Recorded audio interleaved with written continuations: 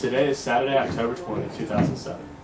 I'm interviewing Mr. Norval Ziegler on a retired destroyer escort docked on the Hudson River in Albany, New York.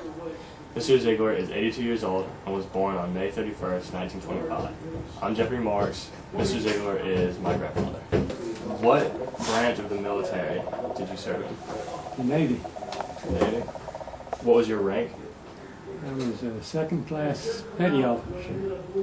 Where did you serve? Primarily aboard the USS O'Reilly, a deep destroyer escort. Were you drafted or did you enlist? I enlisted And where did you? in Hot Springs, Arkansas. All right. And I assume you were living there at the time? Yes, out in the country. Why did you join the Navy?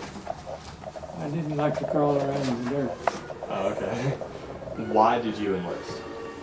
Well, I was 17, but I was going to be 18 soon, so I would have possibly been drafted. But I wanted to join the Navy, so I went ahead and did that. So you actually had to lie about your age in order to... Oh no, my parents agreed. Okay. They signed. Do you remember your first day of service? Yes. So, what did you do? Could you tell me about it?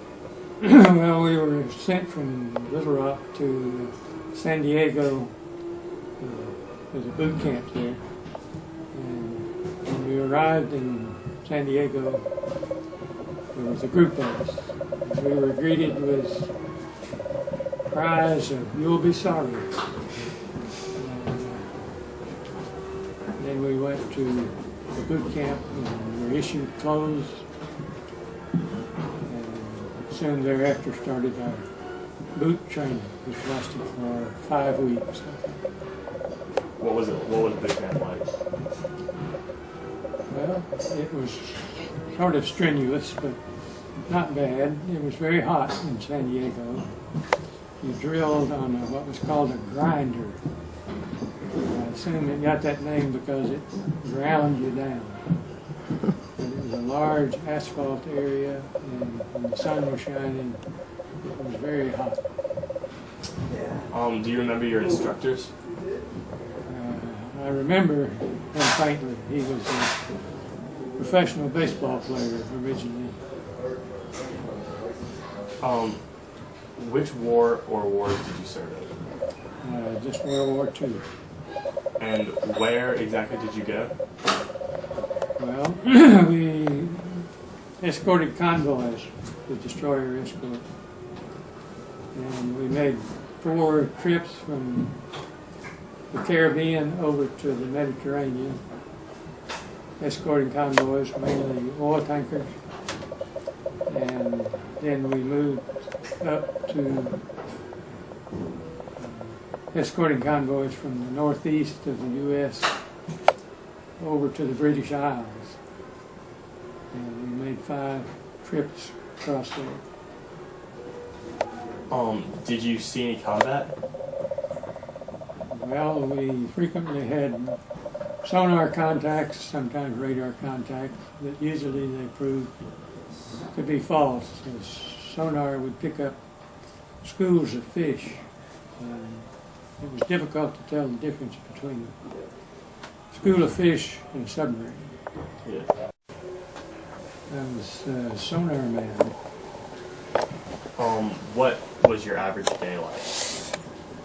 Well, we served 4 hours on watch and 8 hours off. And we were at sea, that is, we had 4 hours on and 8 off. If there was an emergency situation, everybody went to their general quarters station. But that didn't occur every day, sometimes. So it was not terribly stressful. Only when the weather was bad. So, were there any casualties, like, on the ship? No, we had no casualties. What about, like, did you, like, fall off board and stuff like that? Yeah, we had one man lost overboard, but he was recovered. What was that like? Well, it was during a general quarters period, and everyone was running to their station, general quarters station. And this young fellow had to climb an outside ladder up toward the flying bridge. The ship rolled, and he fell off the ladder and fell over the side. And it was in the North Atlantic, so it was the water was very cold. But the captain ordered the ship around, went back and picked him up. And one man volunteered to dive overboard with a life ring and picked the fellow up. He had on his life jacket. But when he got back aboard, he was blue. And so he got a drink of rum, which everybody envied. So, can you tell me a couple of your most memorable experiences? Well, one time we came back across the North Atlantic, and the seas were very rough. They were probably maybe 50 feet between the trough of the wave and the tip of another one. So the ship was doing that. So when it got up on the top of the crest of the wave, the stern screws might be out of water. Mm-hmm. And that was not the normal way of their operating. So there was a noise developed in the shaft. So the Navy decided to go into Boston, go in the dry dock to have this inspected. And the dry dock's kind of like a tub. The ship went in, there were gates. It closed, and water was pumped out. The ship settled on the framework, so the bottom was dry. One could inspect the shafts and screws. And we were only in there for 1 or 2 nights. The ammunition would normally be removed from the ship when you're running port or in dry dock. But this time, since it was just an inspection, the depth charges were left in place, but there was a propelling charge in the K-gun that was supposed to be removed, so it couldn't fire. But one of them was forgotten. And when the man went around the next morning to test the firing circuits, he pushed that to test for firing. There wasn't supposed to be any firing, but it did ignite the propellant charge, and the depth charge sailed out of the dry dock and landed on top of the laundry. And fortunately, the depth charge was on safe, so it did not explode. But they contained, I think, 300 pounds of explosive, so it could have done a terrific amount of damage. It caused a lot of Navy brass to visit the ship. We are now in the officer's dining room / operating table. And do you have any other memorable stories? Well, there was one story when we were escorting convoys from the Caribbean. One of the crewmen brought a monkey aboard as a mascot, and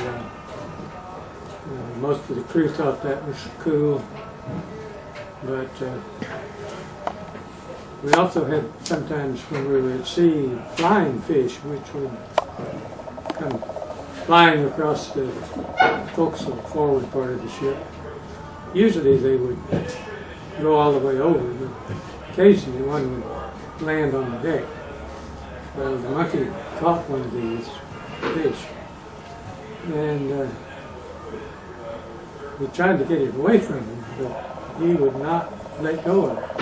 And he was a little vicious, so he kept the fish until it became very ripe.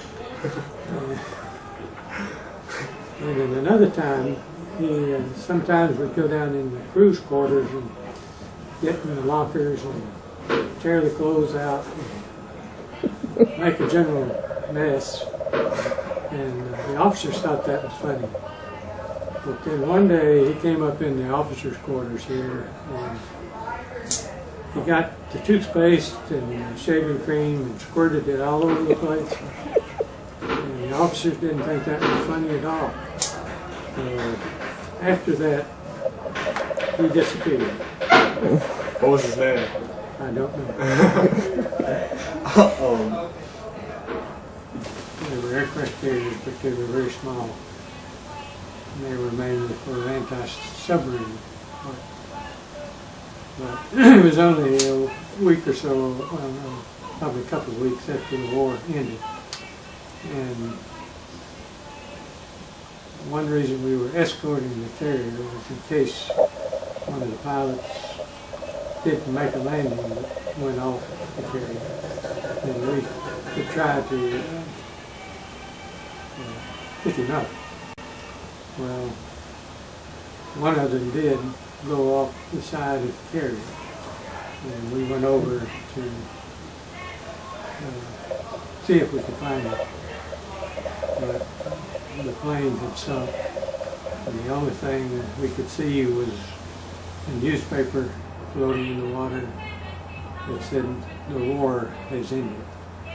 Oh, poor pilot. So the pilot went down? Yeah. Was it just one? So, what did y'all do for fun while y'all were had any kind of free time or on leave or whatever? Usually we only had fun when we were in port. If we had liberty, we could go ashore and do almost anything anybody else could do. Usually went to a movie or looked for girls.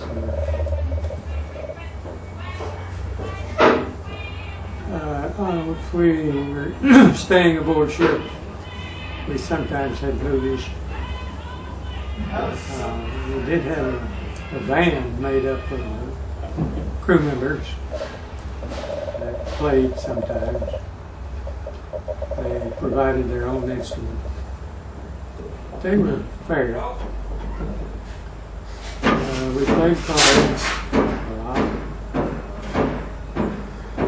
And that was about the end of it. So, did anyone ever get in trouble for doing anything while they were on liberty or anything? Yes, fairly often.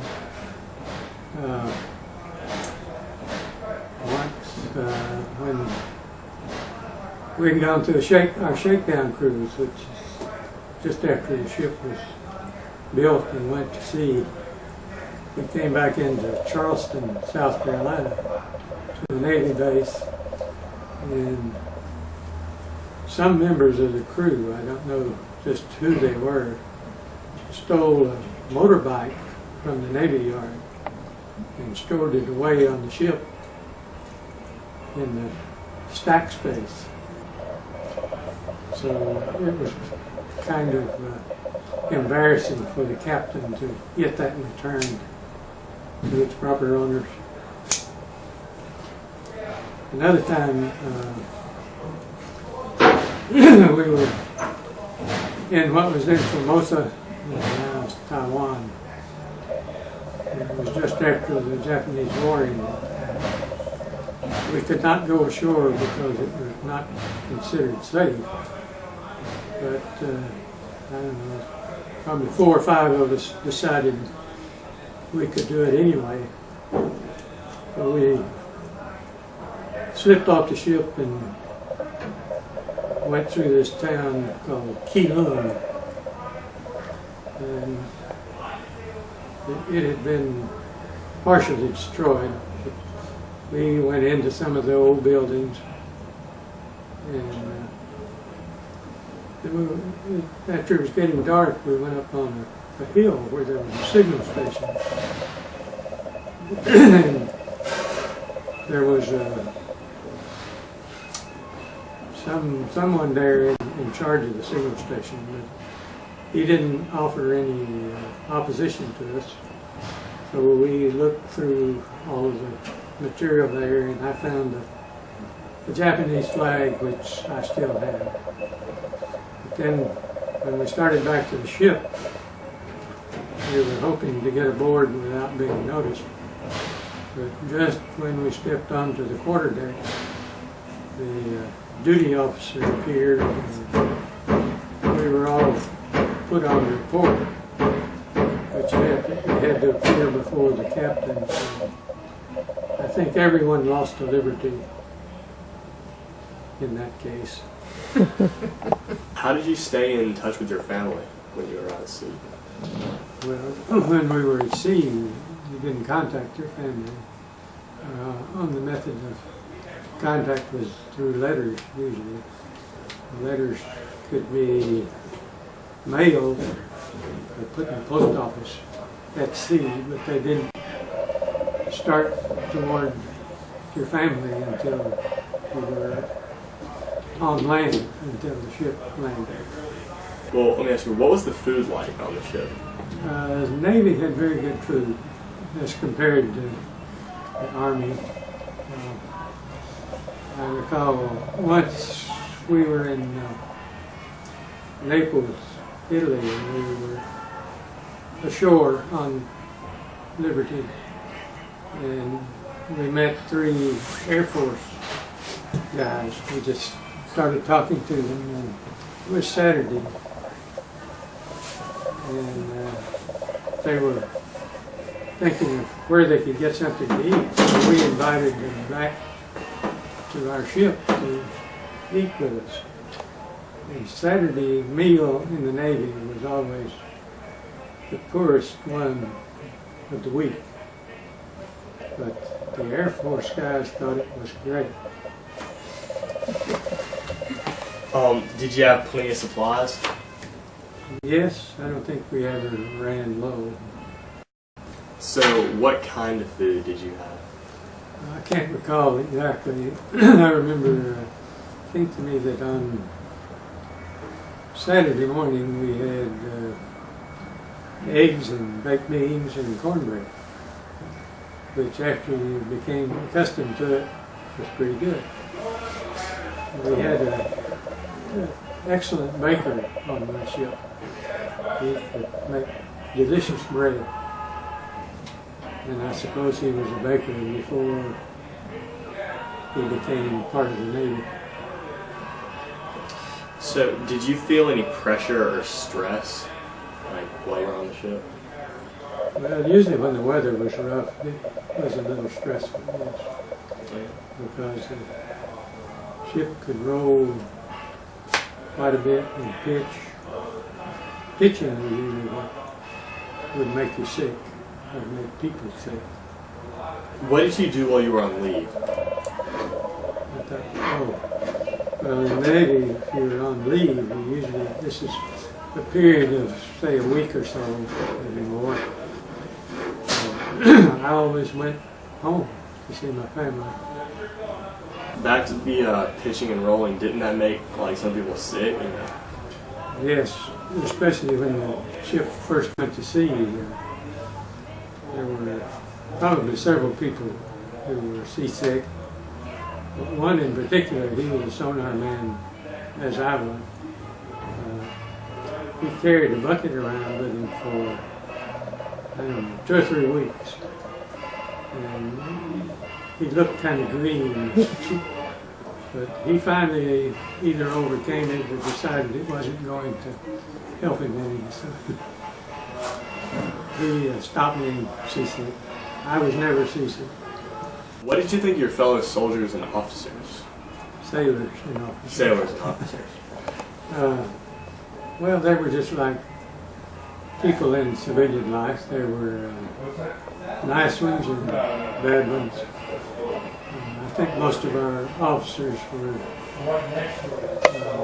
good. There were maybe 2 or 3 who were probably more successful in civilian life than they were in the Navy. But our first captain was a very gung-ho Navy guy. He graduated from the Naval Academy, and he was all for getting into the action. The second captain was not quite as stalwart as the first.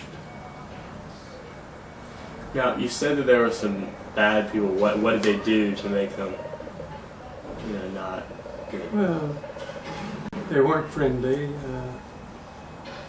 Some of them drank excessively and were unruly. Do you remember the day the war ended? Yes. What happened? Well, the war with Japan ended in August the 8th, I believe it was. My ship was between Guam and the Philippines. And we learned that the war was over, and everybody was issued 2 beers, which was a great occasion. Of course, before the war ended, the U.S. dropped 2 A-bombs on Japan, which, in my opinion, saved many hundreds of thousands of lives, because the Japanese presumably were prepared to defend their homeland to the death of every citizen. But the A-bombs convinced them that they didn't have a chance, I guess. But we were very happy to see the bombs drop, because we were, in all probability, heading for the invasion of Japan, which would have been a really terrible happening. After the war ended, my ship went to Okinawa and then went to Shanghai. There was a very bad typhoon that came through Okinawa while we were in Shanghai, and did a lot of damage to Navy ships. When we went back to Okinawa, we went into a place called Buckner Bay. There was a reef which was not marked with a buoy. So our ship ran over the reef and damaged one of the screws. And we sat in Buckner Bay for, I think, about 2 months. Couldn't go ashore, nothing much to do. But then we had orders to return to the United States. And one of the men, he was in the engine room crew,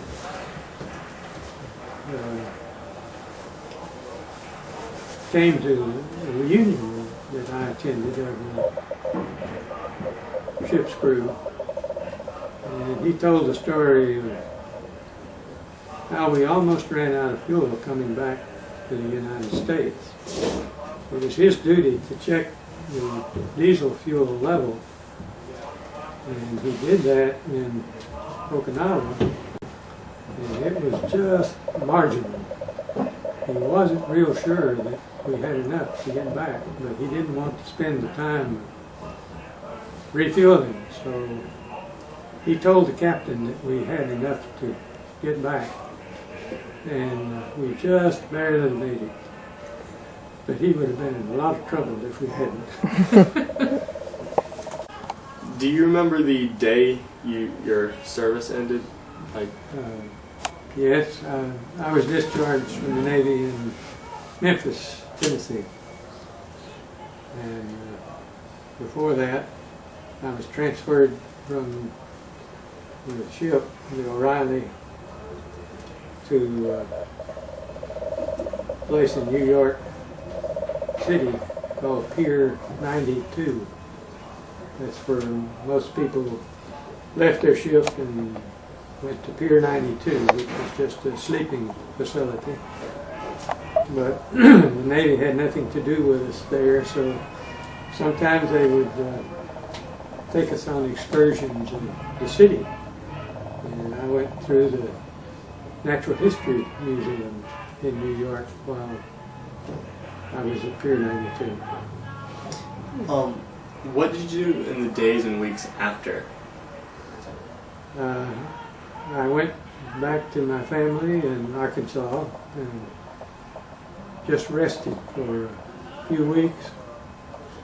And later on, I went to a trade school on the GI Bill, and I studied refrigeration mechanics. And I did that for a couple of years, and then my wife-to-be convinced me that I should go to college, which I did. And I graduated from the University of Arkansas with a degree in electrical engineering in 1952. Did you make any friendships during the war that are lasting? Yes, the fellow with whom I stood watch, sonar watch, was named Paul Donovan, and he and I usually went on liberty together, and we were friends until last year when he died. What did you do as a career after the war, or after college, actually? Well, after I graduated from college, I got a job in Oak Ridge, Tennessee, working in the National Lab as an engineer. And I primarily worked on what are called accelerators, particle accelerators. And these are commonly known as atom smashers. And later on, I was a member of the physics division of the Oak Ridge National Lab. And I was chief engineer of a 25 megavolt accelerator. Wasn't Oak Ridge involved in the Manhattan Project? Yes. One of the atomic bombs that was dropped was primarily made in Oak Ridge, the material for it, uranium. The other bomb was made from material from the Hanford Laboratory in Washington. But I worked in one of the buildings in the Y-12 plant in Oak Ridge where the uranium was separated in cadmium units. But I had no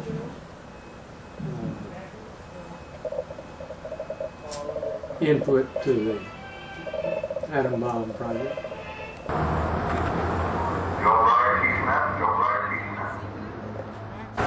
So how did you practice with these guns?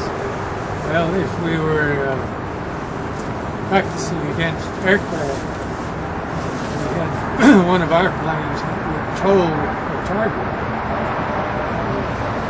The target was about a 3-foot diameter cylinder, maybe 10, 15 feet long, and it was towed by a rope behind the airplane. It was probably 100 feet or more behind the plane. So we had to practice firing one day, plane told the target line. Gunners started firing at it. The sleeve fell off. The plane turned around and went back to its base on land. And we waited and waited for it to come back, and it didn't. So one of the officers called the aircraft base and said, "When are you coming back?" And the pilot replied, says, "You tell those blankety blanks I'm not towing another target because they shot the rope into just 10 feet behind my tail."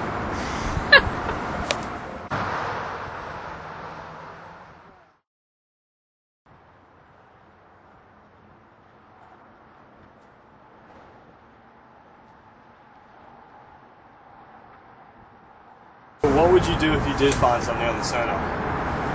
Well, usually we drop depth charges, which are these can type things. This was the K gun, which launched the depth charge out to the side of the ship. Back on the stern is the rack for which depth charges could be rolled. So you wanted to be several feet away from the depth charge when it went off, because it could damage the hull of this ship. What exactly is this? That's called a rangefinder. Back before the days of radar, you could determine the range to a ship by having two eyepieces you can on the very ends of that. So there's a viewing pair of binoculars in the center. You look through those, and you've got the two images that coincide, and you can determine the range of an object. Well, when radar came along, that wasn't really very useful. But we were down in Curacao once, and we were tied up to the dock, and it's right in the middle of town. And so some of us, didn't have liberty. We wanted to see what was going on, so we went up here. It's a very good magnifier, telescope. Well, we were looking around town with this. We happened to look up in the second story of one of the buildings. There were two girls there watching us with binoculars. So what was your job on the ship? Well, my normal job was operating the sonar equipment, which was roughly in this position. This is a piece of sonar equipment, but it's not the kind that was on my ship. It's a more modern version. Sonar sent out a sound, a burst of sound, and if it struck an object, some of it would be reflected back. So the projector that sent out the pulse could be rotated in azimuth, as it's called. And if you got an echo, then you knew at what angle relative to the ship the object was in. And you could determine the range to the object.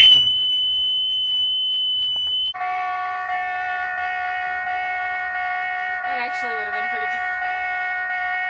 General quarters, this is the drill. Don't come at me either way.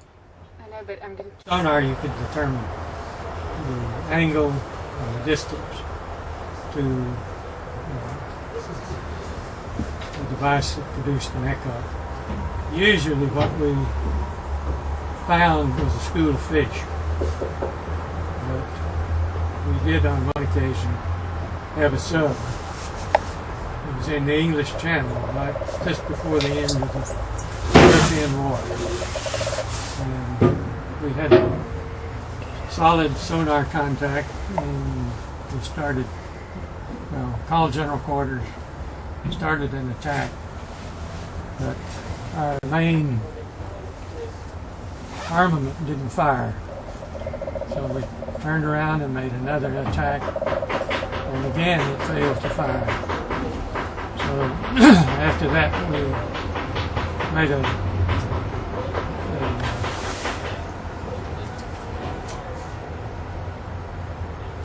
stop it. And when you run through water continuously, you create a lot of bubbles. And so that has a bad effect on the sonar. You can't get a good clear signal. But we found that we could track the sub, and after the depth charge attack, it was going much more slowly than it was initially, so we were pretty sure that we damaged it. The official report was that we attacked and the results were not clear.